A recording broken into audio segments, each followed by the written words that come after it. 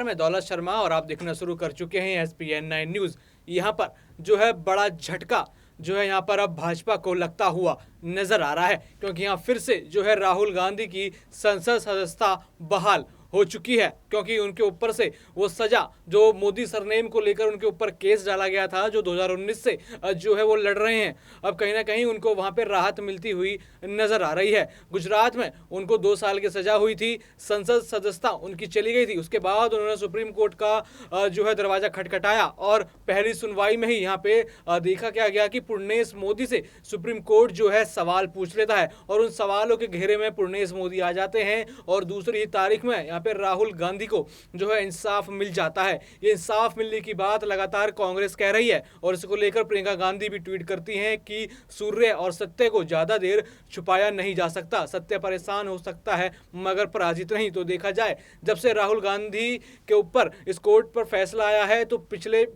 काफी समय से देखा जा रहा था कि यहाँ पर भाजपा के ऊपर आरोप कांग्रेस पार्टी लगाती हुई नजर आ रही थी कि यहाँ पर जो है राहुल गांधी की आवाज दबाने की बात की जा रही है, क्योंकि दर्शकों यहाँ पर 2024 के लोकसभा चुनाव का आरंभ देखा जाए तो वैसे तो हो चुका है। यूसीसी का मुद्दा ही था वो जिसने लोकसभा 2024 में सबसे पहले एक मुद्दा बनकर आया था और यहाँ पर प्रधानमंत्री ने रैली में 2024 के चुनावों को लेकर ही यूसीसी की बात कही थी और वहां पे फिर देखा गया कि 2 पक्ष बढ़ गए, एक यूसीसी को सपोर्ट करते हैं तो दूसरा यूसीसी को मुसलमानों के खिलाफ यहां पर बताते हुए नजर आ रहे हैं। और इस बीच राहुल गांधी लगातार अपनी छवि बना रहे थे। भारत जोड़ो यात्रा हो, चाहे वो दिल्ली में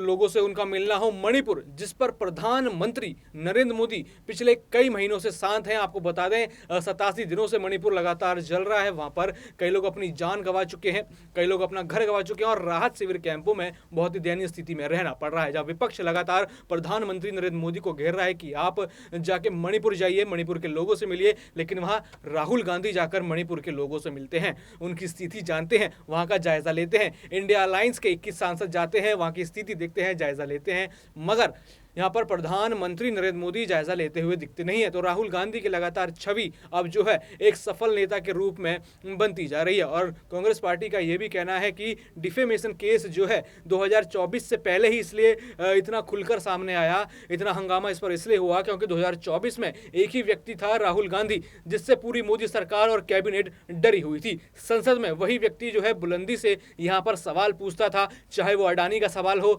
चाहे वो अंबानी का सवाल हो, राफेल डील का सवाल हो, चाहे मणिपुर को लेकर भी, भले ही अब संसद में नहीं सड़क पर राहुल गांधी हैं तो मणिपुर को लेकर भी बड़े सवाल वो पूछते हुए नजर आ रहे हैं। लेकिन जवाब यहां पर प्रधानमंत्री नरेंद्र मोदी पर नहीं बन रहा। तो उन्होंने क्या किया कि यहां पर जांच केंद्रीय एजेंसियों को जो है उनके पीछे लगा दिया,